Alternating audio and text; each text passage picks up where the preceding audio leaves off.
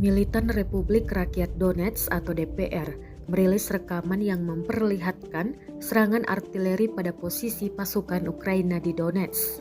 Rekamannya diunggah di Telegram pada Sabtu 25 Februari 2023. Sebelum peluru artileri diluncurkan, drone pengintai DPR mengirim terlebih dahulu koordinat. Parit-parit pasukan Ukraina di Donetsk tampak luluh lantak. Dalam keterangan unggahan disebutkan pasukan Ukraina bertempur di dekat Donetsk.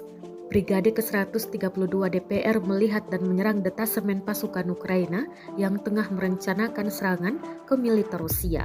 Operator drone mendeteksi pergerakan detasemen angkatan bersenjata Ukraina. Serangan artileri segera diluncurkan terhadap target yang teridentifikasi dan mengganggu serangan yang direncanakan serta menimbulkan kerugian besar. Jelas narasi unggahan.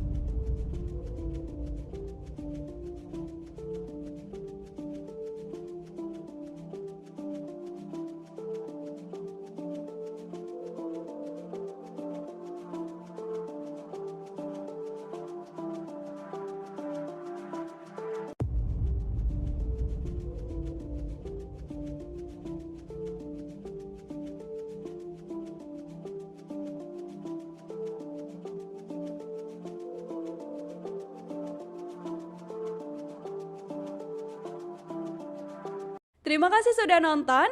Jangan lupa like, subscribe, dan share ya.